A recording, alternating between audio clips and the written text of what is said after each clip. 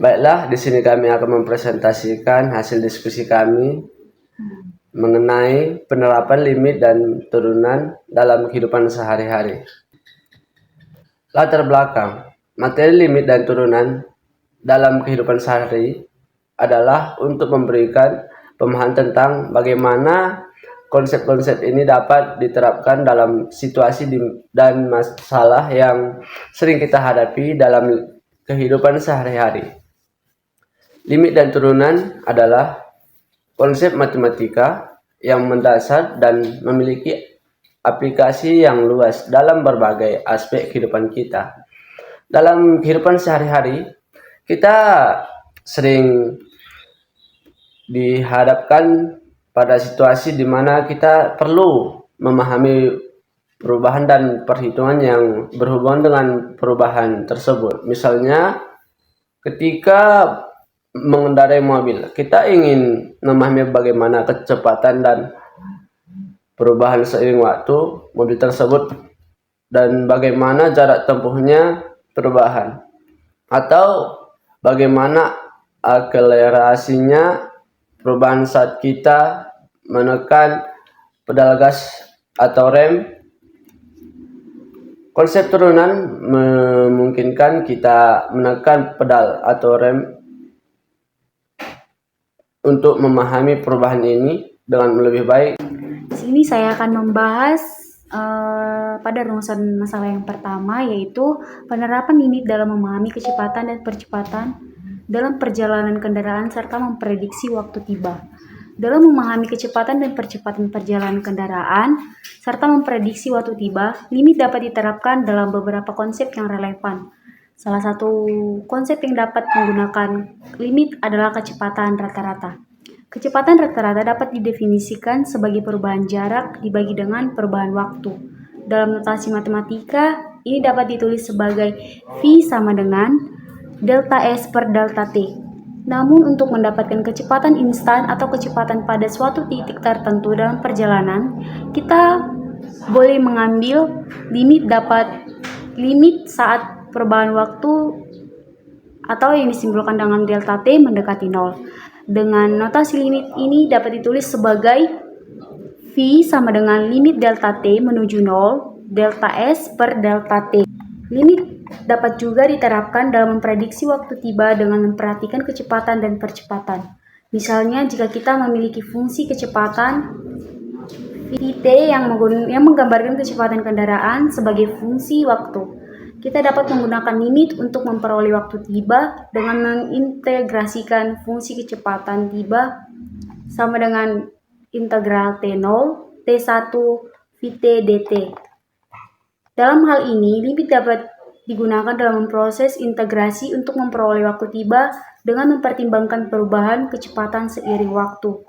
Namun, perlu dicatat bahwa penerapan limit dalam konteks ini melibatkan konsep kalkulus dan mungkin memerlukan pemahaman yang lebih mendalam tentang integral dan limit. Adapun contoh soal dalam memahami kecepatan percepatan, yaitu sebuah mobil bergerak dalam percepatan konstan 2 m per s kuadrat dan kecepatan awal 10 m per s. Berapa waktu yang dibutuhkan mobil untuk mencapai kecepatan 30 m per s? Kita dapat menggunakan rumus kecepatan konstan, yaitu V sama dengan V0 tambah AT. Yang pertama-tama kita harus mencari waktu. Jadi kita perlu mengubah rumus kecepatan menjadi rumus waktu.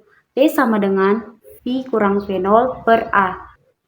Di mana V sama dengan 30 M per S dikurang 10 M per S per 2 M per S. 30 dikurang 10 sama dengan 20 per 2, di mana waktu yang perlu yaitu 10 detik. Selanjutnya akan dibahas oleh teman saya. Baik, kita akan masuk pada pembahasan mengenai penerapan turunan dalam menghitung keuntungan usaha. Dalam menghitung keuntungan usaha, turunan dapat digunakan untuk menganalisis perubahan dalam fungsi-fungsi yang terkait dengan pendapatan, biaya, dan volume penjualan. Berikut adalah beberapa contoh penerapan turunan dalam menghitung keuntungan usaha. Yang pertama, pendapatan. Turunan dapat digunakan untuk menghitung perubahan pendapatan sehubungan dengan perubahan harga atau volume penjualan.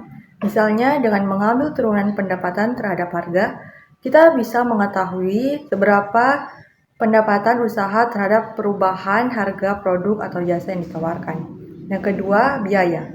Turunan juga dapat digunakan untuk menganalisis perubahan biaya dalam usaha. Misalnya, dengan mengambil turunan biaya terhadap volume produksi, kita dapat mengetahui seberapa cepat biaya usaha meningkat seiring dengan peningkatan produksi. Ketiga, keuntungan. Dalam menghitung keuntungan usaha, turunan dapat digunakan untuk mengoptimalkan tindakan produksi atau harga yang menghasilkan keuntungan maksimum. Misalnya, dengan mengambil turunan keuntungan terhadap volume penjualan, kita dapat mengetahui tingkat penjualan yang menghasilkan keuntungan maksimum. Yang keempat, analisis risiko. Turunan juga dapat digunakan untuk menganalisis risiko dalam usaha. Misalnya, dengan mengambil turunan risiko terhadap volume penjualan, kita dapat mengetahui seberapa sensitif keuntungan usaha terhadap fluktuasi volume penjualan. Yang kelima, perencanaan strategis. Turunan dapat digunakan untuk memprediksi perubahan keuntungan usaha dalam jangka waktu tertentu. Misalnya, dengan mengambil turunan keuntungan terhadap waktu, kita dapat memperkirakan perubahan keuntungan usaha dari bulan ke bulan atau tahun ke tahun. Contoh soalnya, misalkan kita memiliki usaha penjualan produk dengan harga satuan 10.000 dan biaya produksi sebesar 5.000 per unit. Kita ingin mengetahui berapa banyak produk yang bisa kita jual agar mencapai keuntungan maksimum. Langkah pertama adalah menentukan fungsi keuntungan atau P sebagai fungsi dari volume penjualan X. Dalam hal ini, keuntungan dapat dihitung sebagai selisih antara pendapatan dan biaya. PX sama dengan RX dikurangi CX. Dengan menggunakan rumus ini, kita dapat mengetahui bahwa RX-nya adalah 10.000 X. Biaya dapat dihitung dengan mengalihkan biaya produksi per unit dengan volume penjualan. CX sama dengan 5.000 X. Setelah itu, kita bisa mensubstitusikan fungsi pendapatan dan biaya ke dalam fungsi keuntungan. PX sama dengan 10.000 X dikurangi 5.000 X sama dengan 5.000 X. Selanjutnya, kita dapat mengambil turunan fungsi keuntungan terhadap volume penjualan X untuk mencari titik di mana keuntungan mencapai maksimum. P aksen X sama dengan 5.000. Turunan konstan ini menunjukkan bahwa keuntungan tidak tergantung pada volume penjualan. Dalam hal ini, keuntungan usaha adalah konstan sebesar 5.000. Dengan demikian, tidak ada volume penjualan yang dapat menghasilkan keuntungan yang lebih tinggi dari 5.000. Oleh karena itu, kita dapat menjual produk sebanyak apapun, tetapi keuntungan usaha akan tetap 5.000. Contoh ini menunjukkan bagaimana turunan dapat digunakan untuk menganalisis keuntungan usaha dalam menentukan titik di mana keuntungan mencapai maksimum. Namun, perlu diingat bahwa contoh ini sangat sederhana dan tidak mempertimbangkan faktor-faktor lain seperti persaingan pasar, biaya overhead, dan faktor-faktor ekonomi yang dapat mempengaruhi keuntungan usaha secara nyata. Selanjutnya akan dibahas oleh rekan saya. Baiklah, saya akan melanjutkan pembahasan yaitu tentang penerapan turunan dalam menentukan kecepatan dan percepatan dalam olahraga. Dalam olahraga, penerapan turunan dalam menentukan kecepatan dan percepatan sangat penting untuk memahami dan menganalisis gerakan atlet. Turunan adalah konsep matematika yang digunakan untuk mengukur perubahan suatu fungsi terhadap variabel independen. Dalam hal ini, fungsi yang diamati adalah fungsi posisi atlet terhadap waktu. Kecepatan adalah perubahan posisi suatu objek terhadap waktu. Dalam olahraga, kecepatan atlet dapat dihitung dengan mengambil turunan pertama dari fungsi posisi atlet terhadap waktu. Dalam notasi matematika, kecepatan adalah turunan pertama dari posisi terhadap waktu, yaitu V sama dengan ds per dt. Kecepatan dapat diukur dalam satuan jarak per waktu, seperti meter per detik atau kilometer per jam. Misalnya, jika kita memiliki data posisi atlet terhadap waktu, kita dapat mengambil turunan pertama dari data tersebut untuk mendapatkan kecepatan atlet pada setiap titik waktu tertentu. Kecepatan ini memberikan informasi tentang seberapa cepat atlet bergerak dan dalam arah mana. Percepatan adalah perubahan kecepatan suatu objek terhadap waktu. Dalam olahraga, percepatan atlet dapat dihitung dengan mengambil turunan kedua dari fungsi posisi atlet terhadap waktu.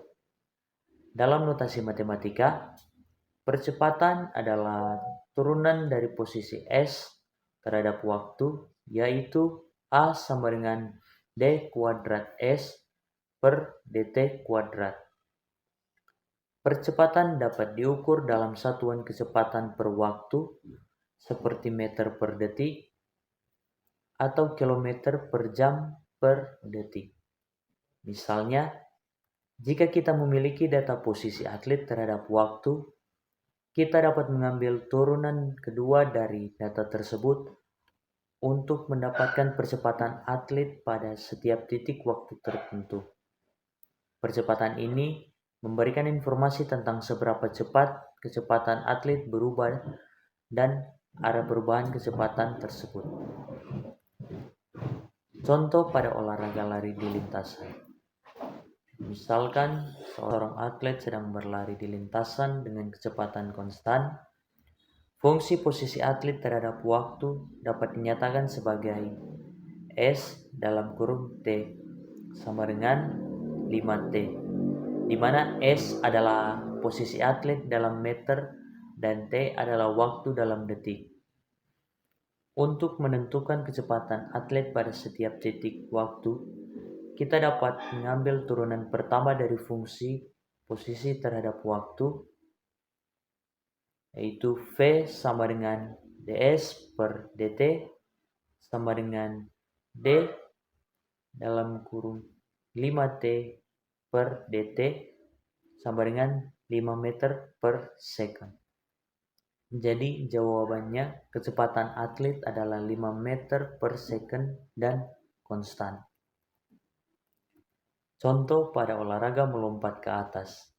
Misalnya, seorang atlet melompat ke atas dari posisi awal dengan kecepatan awal 0. Fungsi posisi atlet terhadap waktu dapat dinyatakan sebagai S dalam kurung T sama dengan